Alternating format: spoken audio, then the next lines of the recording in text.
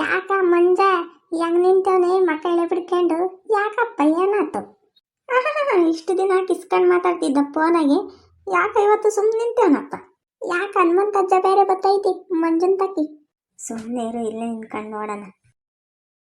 ಮಂಜ, low ಮಂಜ. ಏ ಹೋಗ ಜಾತ, ನನಗೆ ಬೇಜಾರಾಯ್ತೆ ಮೊದಲೇ. ಏನೋ ಬಿಡಪ್ಪ, ವಯಸ್ಸಾಗಿರೋರು ಏನಕ್ಕ ಮಾತಾಡಿಸ್ತಾರೆ ಅಂತಂದು ಅಮ್ಮದು ಇಲ್ಲ ನೋಡು. ಬೇಜಾರಾಯ್ತೆ ಅಂತೀಯ, ಏನು ಮಾಡೋಕ್ಕಾಗಲ್ಲ ಬಿಡು. ತಾತ ಸುಮ್ಮನೆ ಹೋಗ್ತಾತ, ಮೊದಲೇ ನನ್ನ ಮೈಂಡ್ ಸರಿ ಇಲ್ಲತ್ತೋ. ಯಾಯ್ ಅಲ್ಲಿ ನೋಡಲ್ಲ, ಮಂಜಣ್ಣ ಹನುಮಂತ ಏನೋ ಮಾತಾಡ್ತಾರ ಬಾರೋ. ಮಂಜಣ್ಣ ಮಂಜಣ್ಣ, ಏನ್ ಮಂಜಣ್ಣ ಏನ್ ಮಂಜಣ್ಣ, ಟೀ ಕುಡಿಯಕ್ ಬಂದಿದ್ಯಾ?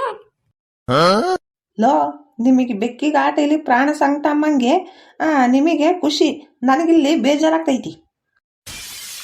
ಯಾಕೆ ಮಂಜಣ್ಣಯ್ಯ, ಏನಾಯ್ತು? ನಿಮ್ ಹುಡುಗಿ ಮಾತಾಡಿಸ್ತಿಲ್ವೇ?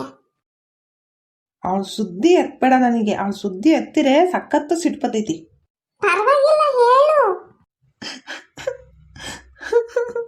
ಛೇ ಪಾಪ, ಯಾಕ ಮಂಜಣ್ಣ ಹೆಂಗಳ್ತೈತಿ?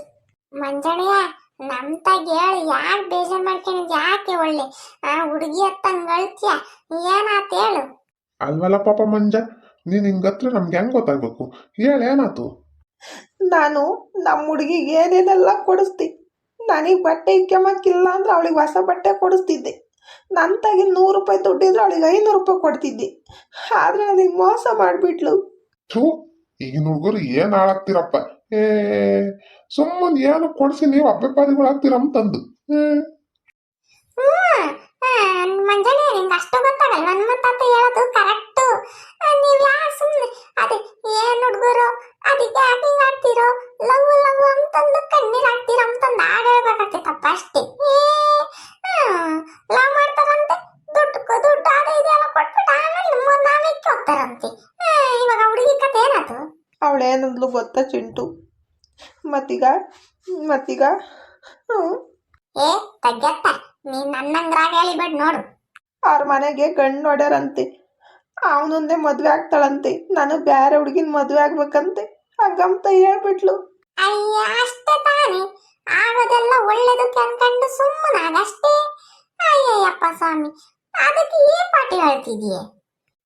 ಅದ್ರಾಗೆ ಅದೇ ಬೇಜಾರಾಗೆ ಫೋನ್ ನೋಡ್ಕೊಂಡು ಬರ್ತಿದ್ನ, ಯಾಕೆ ಸಖತ್ತು ಬೇಜಾರಾಗ್ಬಿಡ್ತು.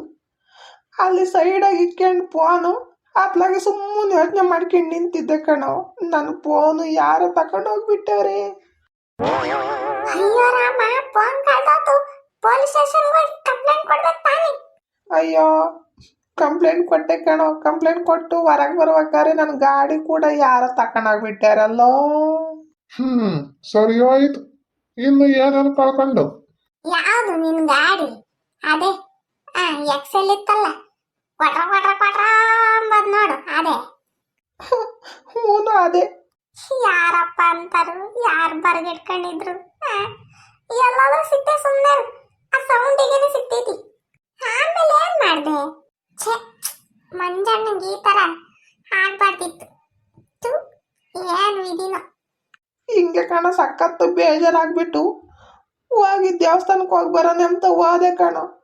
ದೇವಸ್ಥಾನದಿಂದ ಈಚೆಗೆ ಬರ್ತೀನಿ, ನಾನು ಚಪ್ಪಲಿನ ಒತ್ಕೊಂಡಾಗ್ಯಾರಲ್ಲ. ಮುಗ್ದೋದು. ಮಂಜಣ್ಣಯ್ಯ ಹುಷಾರು, ಆಮೇಲೆ ನಿನ್ನನ್ನು ಯಾರನ್ನ ಹಿಂಗೆ ಒತ್ಕೊಂಡೋದರು? ಹ್ಞೂ, ಅದಂತೂ ನಿಜ. ನನ್ನನ್ನು ಒತ್ಕೊಂಡೋದ್ರೂ ದಿಕ್ಕಿಲ್ಲ. ಹೂನಪ್ಪ, ನೀನೇನ್ ಕಡ್ಲೆಪುರಿ ತಿಂತಿರ್ತಿ ಓದ್ಕೊಂಡಾಗವ್ರು ನಿನ್ನ. ಏನ್ ಮಾಡತ್ತ?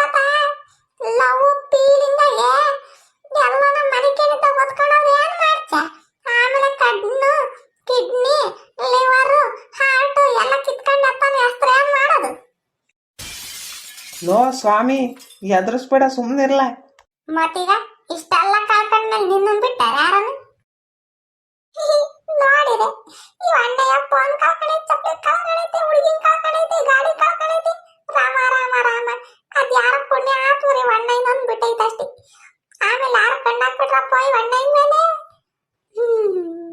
ಹಂಗೆ ನೀವು ಯಾರೆಲ್ಲ ಈ ವಿಡಿಯೋ ನೋಡ್ತಿದ್ದೀರಿ, ಲೈಕ್ ಮಾಡಿ, ಶೇರ್ ಮಾಡಿ, ನಮ್ಮ ಚಾನೆಲ್ನ ಸಬ್ಸ್ಕ್ರೈಬ್ ಮಾಡ್ಕೊಳ್ಳಿ, ಮತ್ತೆ ನನಗೆ ಸಪೋರ್ಟ್ ಮಾಡಿ.